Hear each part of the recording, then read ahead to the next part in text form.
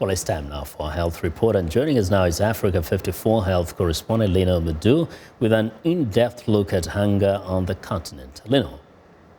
Thanks, Vincent. Aid agencies are raising the alarm on the challenging survival of children as some countries in Africa are facing devastating drought and starvation. The United Nations Children's Fund warns that the number of children being put at risk in Somalia is alarmingly increasing as the country copes with a devastating drought and starvation. The drought is decimating harvests and livestock in the war-torn country. The threat of famine in the East African nation is dangerously close, just 6 years after a similar crisis in which 260,000 people died. More than 35,400 children suffering from severe acute malnutrition were treated with life-saving therapeutic food at hundreds of nutrition centers across Somalia in January and February. Okay, what does this mean? It means that it's a 58% increase over the same period in 2016. The UN says cholera is rising and has spread to 2/3 of Somalia's 18 regions. In only 3 months this year, we have more than 18,000 cases of cholera, acute watery disease, diarrhea. And last year, for the whole 2016, we had less than that. We had 15,600. And the majority of the cases are among young children. Meanwhile, the International Committee of Red Cross is delivering emergency food via airdrops in areas of South Sudan where the UN has already declared a famine. The food insecurity in the region is extremely dire. We are suffering here. We have nothing to eat. We just rely on airdrops now. Food, it can last only 1 month, and then when we finish distributing food, they need some support, and that's why this time in Mar we are distributing not only food, and we also want to distribute some kind of season tools so that they can produce food for the next season, and thus help them to restore their food production. South Sudan continues to be mired in a conflict that has split the nation along ethnic lines and forced more than 3 million people to flee their homes. The UN says nearly half of the nation's population, some 5.5 million people, face food shortages. And South Sudan is not alone.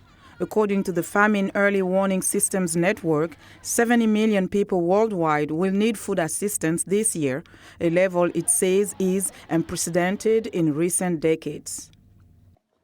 Joining us to discuss the issue is Edna Ogwangi, Chief Impact Officer for Rise Against Hunger, a global social impact organization that aims to provide nutrition and life-changing aid to the world's most vulnerable. Edna, welcome to the show. Thank you. So what do you make of what we are seeing around the world with regards to hunger, and especially when it comes to sub-Saharan Africa? Hunger is really a devastating issue, and it's really alarming to see how people are dying. It's a solvable issue if we put our heads together. Specifically in Africa, we are seeing a lot of hunger issues around in certain countries, which we can actually prevent. And when we look at some of the causes, they are man-made, sometimes natural disaster. But this seems to indicate that to some extent, we can predict when hunger will come. Is it preventable then, if we can predict it? Absolutely. Hunger is preventable if we can be able to bring some solutions on the table. But are people ignoring the signs, the warning signs? We are actually seeing that people are not ignoring. People are bringing their solutions together. I would like to highlight that in this development space, we do have the hunger scales that we measure, which is an integrated phase classification. That's what we call. It was launched in 2007 by various NGOs and the governments. And we are looking at the measurements that we are seeing right now on the emergency and catastrophe phase. So what we really need to do is put our heads together and help these countries. You mentioned a very important point on man-made. Really, on the policy side, we can solve the man-made crisis, which are conflicts. But also on the non-man-made, which is natural disasters, we could do more resiliency programming, which could help us to mitigate the climate change effects. And speaking of solutions, Rise Against Hunger, the organization that you are working with, the mission is to end hunger in our lifetime. Is this even realistic, and how is the organization doing that? It is possible, and really I believe it's a realistic goal. Again, I mentioned about putting our heads together and bringing solutions together. Hunger cannot be solved by one organization or one individual. As Rise Against Hunger, what we are doing is we are putting our heads together. In 2015, the Sustainable Development Goals were launched by United Nations. And one of the key goals was Sustainable Development Goal number 2, which is to end hunger and create food security. Now, if we can put our heads together and bring those solutions together, a lot of NGOs do that, but also our local communities, especially in Africa, have those solutions.